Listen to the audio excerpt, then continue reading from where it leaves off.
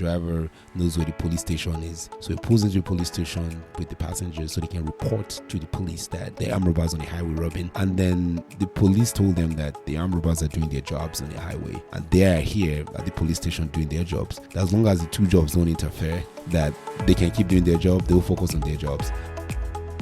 Hello. Welcome to another episode of Lost Negotiations. I'm your host, Brother Mike. I just wanted to quickly share something that happened recently to me. So I'm out here in Lagos, Nigeria.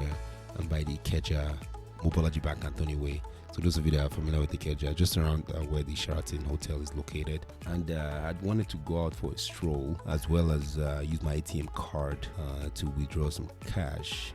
Now, granted, there's an ATM located at Sheraton. Sheraton is a hotel in Lagos, Nigeria, for those of you that don't know. So I was just, again, trying to go out for a walk as well as get some cash from my ATM. So I'm heading out and the security guard just told me, Oga, you can't go out too.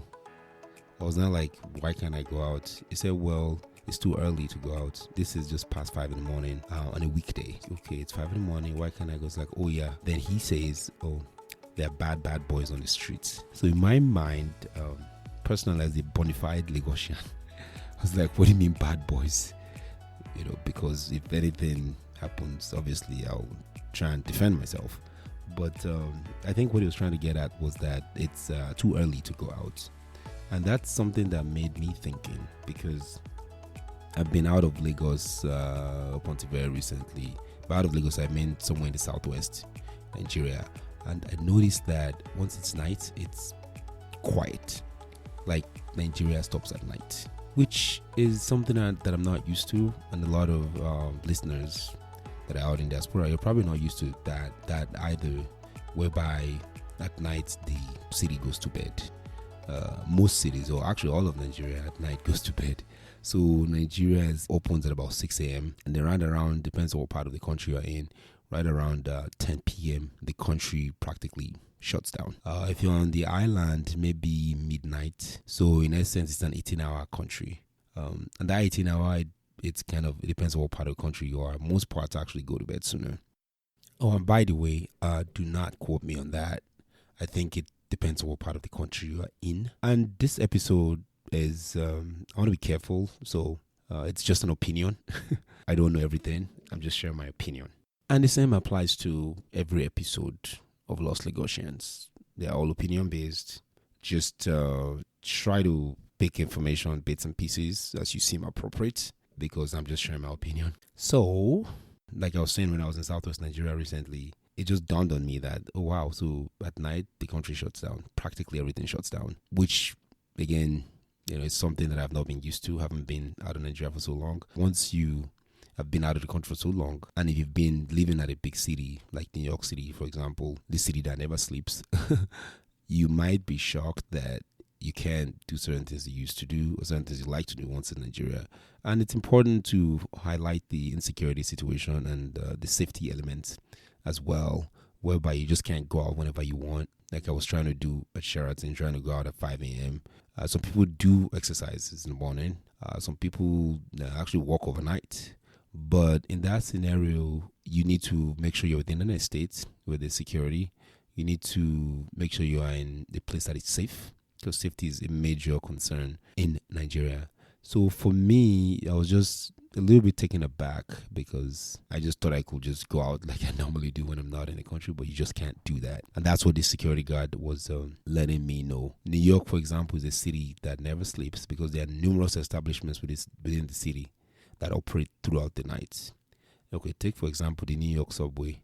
The subway actually never closed. Well, maybe because of the pandemic, but pre-pandemic, the subway system in New York actually never closed. Chicago is another place I can think of. Also, there are numerous restaurants, there are buses, the train. I mean, some of them actually operate until dawn.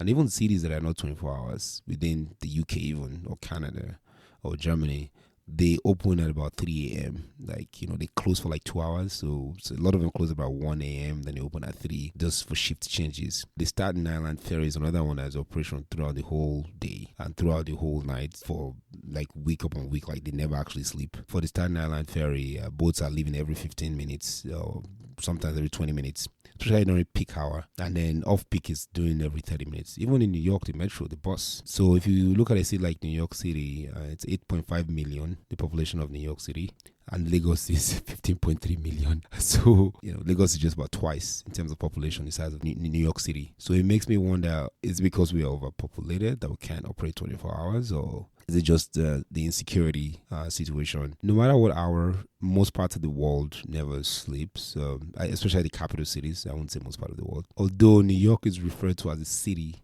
that never sleeps due to the fact that there's life around the city, no matter what hour, because there's just life all the time. There's late nights, there's clubs, there are eateries, there's public transportation, like I talked about earlier, and that just makes the city have this vibrant feel. I've lived in New York before, so I can speak about New York. I've lived in Chicago, I can speak for Chicago as well. So if you consider that to something like Lagos or even Abuja or Port Harcourt, part of the problems is just the insecurity situation. That's one of the biggest culprit. Another one is electricity. As you guys know, Nigeria does not have constant power supply. When there's no electricity, there's darkness.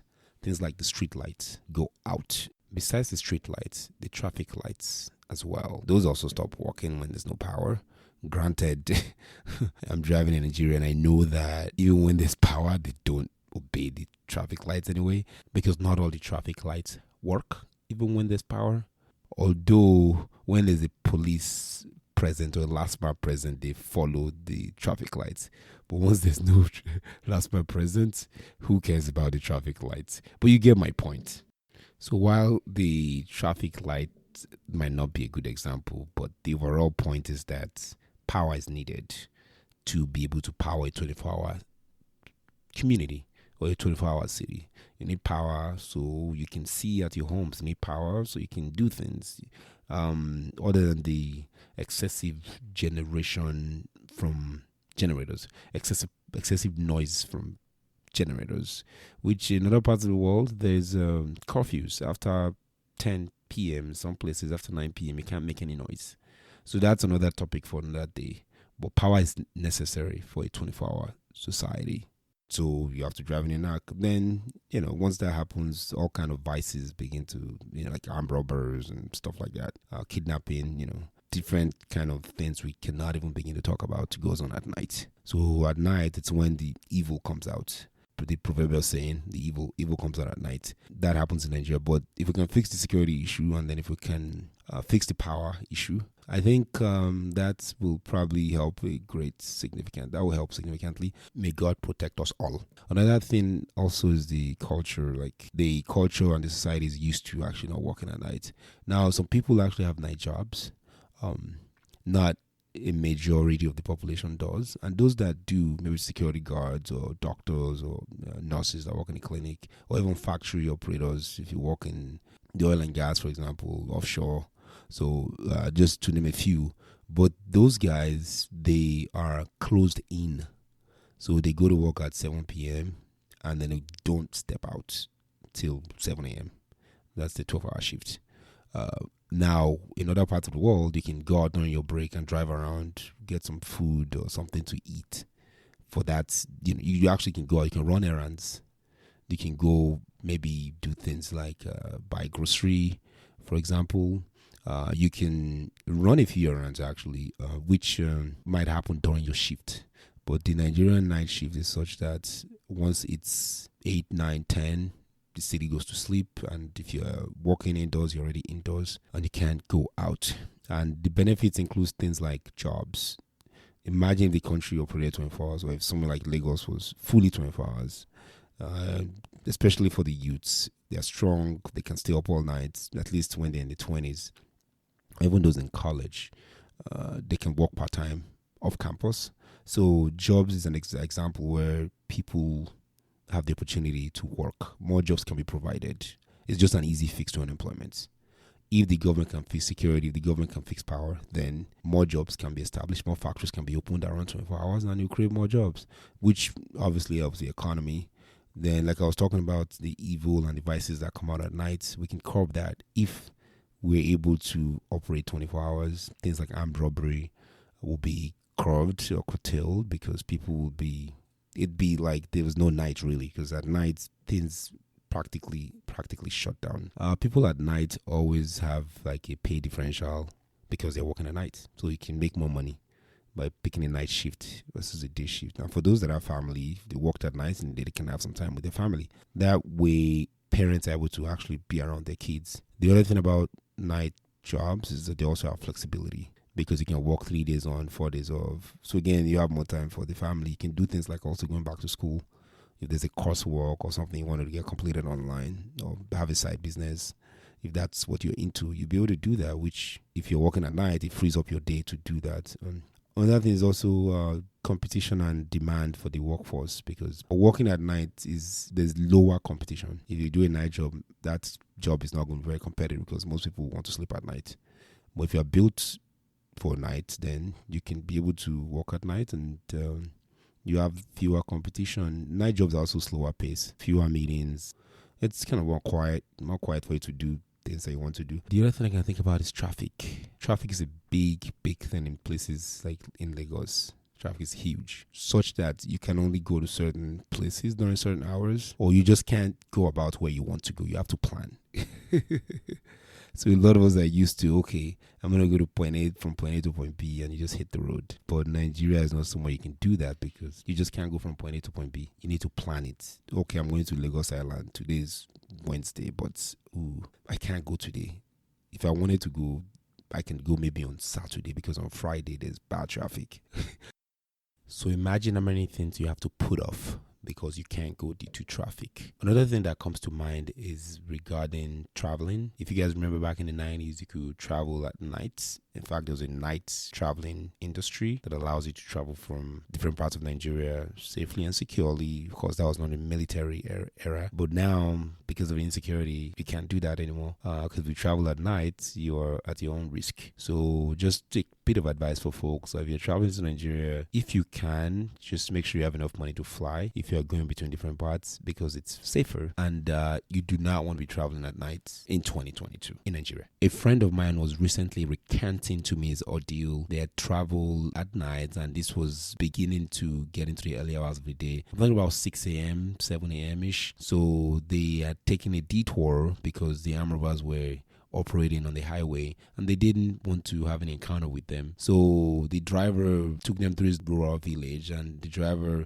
knows where the police station is. So he pulls into the police station with the passengers so they can report to the police that the armed robbers on the highway robbing. And then the police, according to my friend, told them that the armed robbers are doing their jobs on the highway and they are here at the police station doing their jobs. That as long as the two jobs don't interfere, that they can keep doing their job, they'll focus on their jobs. This is not to say, well, Nigerian police, they're not doing the jobs. It's just to say do not travel at night because it's risky and it's unsafe. One other point that comes to mind is regarding industrialization. So let's say we are a country that make pencils. If we had just 2 shifts, or in the case of Nigeria, just 1 shift, or make pencils from 8 a.m. to 5 p.m., which is mostly the operating hours for Nigeria. Most companies do 8 to 5. I think banks might close at 4, but it depends on the bank. I'm not sure, or it depends on the part of the country. But if you have 1 shift and you're able to make 100 pencils in a shift, in theory, in a week, Monday through Friday, you make 500 pencils. But if you had a 24-hour operation, instead of making 500 pencils Monday through Friday, you can make 1,500 pencils, because then you'll be around the clock. So 500 times 3 is 1,005.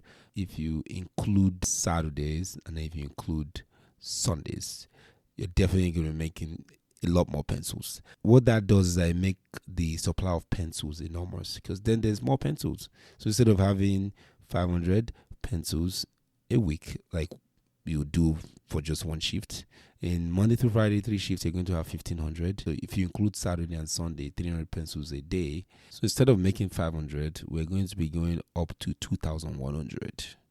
So by working 24 hours, you just quadruple your production of pencils. Ultimately, what that means is that pencils will be cheaper because you have so much supply of pencil. In this example, I'm only talking about local products that are made locally. That can help drive the price of things down because economics 101, demand and supply. When you have a lot of supply, the price tends to go down. The 24-hour operation definitely helps. So it's just not a fast go society. Granted, there are many cities that are smaller. There are many cities that are less populous. There are many cities that have less resources than we do. But they are 24 hours. So, for example, according to BBC, Cairo in Egypt, in 2011 was ranked the most 24-hour city in Africa. So that's just Cairo in Egypt. Another place is a place called Montevideo in Uruguay, and then Beirut in Lebanon. All within the context of the developing world. Now, it depends on what you mean by developing world. For the developed nations, we can understand that that's why they're developed nations. But I think it's fair to rank Nigeria with other countries in terms of countries that are spare in terms of development, population, and GDP. You have places like Madrid, Barcelona, Valencia, Zaragoza, Buenos Aires in Argentina. That's another popular one. But these are cities that are smaller to Lagos, but they're 24 hours. We know the big ones like London, Paris, and like I've been talking about, New York City. So I guess just to summarize, being in Nigeria, you have to be prepared to do not go out at night for your own safety, actually. And also the expectations have to be a little bit curbed. If you're someone who's active and you plan to see people, or you plan to go around, you plan to move around, you kind of have to be planning to be shutting things down about 8 p.m. or 9 p.m. Now, granted, in the weekend, there's nightlife. So maybe Friday night or Saturday night. That is for those that are into nightlife and you're in Nigeria visiting for vacation and you just want to catch up with old friends just for old time sakes. But I won't even encourage that because there's armed robberies that goes on. Again, I should be promoting Nigerian, goodness. But just with me being in Nigeria when this has been recorded in 2022, it just makes me reevaluate some of my assumptions, because security is a big thing, safety is a big thing. It's safe, but after like 10 p.m., I would not recommend going out. So even if you are into nightlife, just make sure that you're by a hotel nearby, or you are with your friends and family who know the area, and you're not going too far. Because if you're going too far, then you run into some unknowns, because at night the country sleeps. And if you happen to be outside Lagos, it's even more quieter, which is a good thing. If that's where you're going to Nigeria, you want to see the stars. So you go to your backyard, you can look out and you see just the stars. There's no light pollution, and it's very, very quiet. So yes, go to Nigeria, go to Lagos, have fun, go to Abuja, but do not be out after night, after dark. Then come back again the next morning when everybody else is out. In fact, parts outside Lagos in particular, or outside Abuja, outside Port Harcourt, when you go to places like that, outside Benin City, you're going to discover how quiet it gets, and the night truly comes out. Obviously, there are people who believe, there's all kind of spirits and, the voodoo and all that stuff. But after night, it does get quiet. And while from an economic point of view, I think it will make sense for us to fix the security situation. I think it will make sense for us to fix the power situation. I think it will make sense for the government to encourage the economy by doing these things so that businesses can operate 24/7. Why that's important, I also think that as a traveler, as a visitor, you want to plan for that. I wasn't prepared for that. I just thought, it's 5 a.m. I kind of knew of it, but I was like, 5 is early enough. But the security guard just like Mobology Bank Anthony Way, just in a Ikeja, around Sheraton, and the guy's like, oh no, you can't go out. There are bad boys all over the place. I'm like, bad boys all over the place at 5 in the morning. I thought it's early again. But anyway, some people go to Nigeria to vacation and they just go and just relax and they sleep till 11 a.m. or noon. If you're that person, then maybe this episode might not apply. But if you're someone who likes to be up, to run, to exercise, or to just go about your day, or you're used to the Western life whereby there's no night and there's security everywhere, there's power, then you might be in for a bit of disappointment, because once it's getting dark, Lagos goes to sleep, and so does Nigeria. That's all I have for this episode. Thanks for listening. Please subscribe if you're not already subscribed. Follow us on all our social media platforms at Los Lagosians. Until next time, thanks for listening. This is Brother Mike signing out. Eko Nibajo.